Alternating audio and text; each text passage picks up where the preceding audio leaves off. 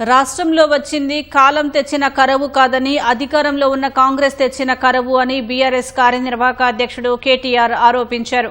మంచిర్యాల జిల్లా లక్షేటిపేటలో నిర్వహించిన రైతు సదస్సులో పాల్గొన్న ఆయన ముఖ్యమంత్రి రేవంత్ రెడ్డి లక్ష్యంగా తీవ్ర విమర్శలు గుప్పించారు. మంచిర్యాల జిల్లాలో ఇటీవల ఈదురుగాలులకు గోడ కూలి మరణించిన 4 రైతు కుటుంబాలకు పార్టీ తరపున 5 లక్షల చొప్పున ఆర్థిక సాయం అందించారు. రాష్ట్రంలో అన్ని వర్గాలకు అన్యాయం జరిగిందని ఆరోపిస్తూ కన్నేపల్లి పంప్ హౌజ్లో నీరు అందుబాటులో ఉన్న కేసీఆర్కు పేరొస్తుందనే భయంతో ఎత్తిపోయడానికి వెనకంజ వేస్తున్నారని మండిపడ్డారు. మరో 28 నెలల్లో బీఆర్ఎస్ ప్రభుత్వం రావటం ఖాయమని పునరుద్ఘాటించారు. ఒకవైపు యూరియా కష్టాలు, మరొక వైపు కరెంటు కష్టాలు, సాగునీటి కోసం తన్లాట, పంటలు కొనక అక్కడే కాపలగాసి 4 చచ్చిపోయినా రేవంత్ రెడ్డికి చీమ గుట్టినట్టు కూడా లేదు. సంచులు ఇయ్యరు, సుతిలు ఇయ్యరు, పోని పొరపాటున కొంటే మద్దతు ధర ఇయ్యరు, బోనస్ ను బోగస్ చేసినారు.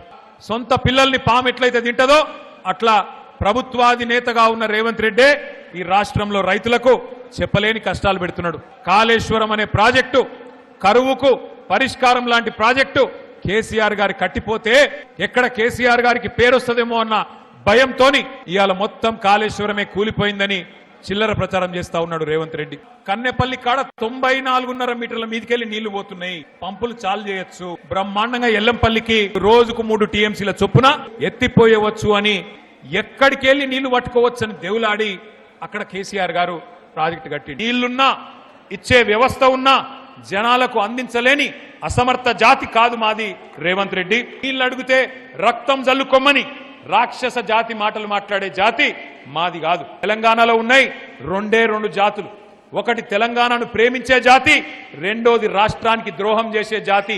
ఎవడిది ఏ జాతో తెలంగాణ ప్రజలకు బాగా తెలుసు. 4 సార్లు రైతు బందే కొట్టిండి. ఇప్పటికి పత్తి, వరి, మిర్చి అన్నిటికీ బోనస్ ఇస్తా అన్నాడు, ఇచ్చిండా? చివరి గింజ దాకా కొంటా అన్నాడు, ఇచ్చిండా? కొంటుండా?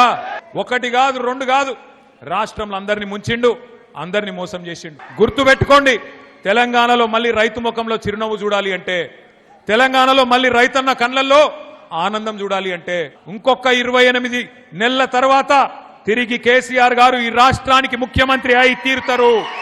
600 తెలంగాణ ప్రజల ఆశీర్వాదంతో మళ్ళీ తెలంగాణ తెచ్చిన నాయకుడే ఈ రాష్ట్రానికి నాయకత్వం వహిస్తాడు.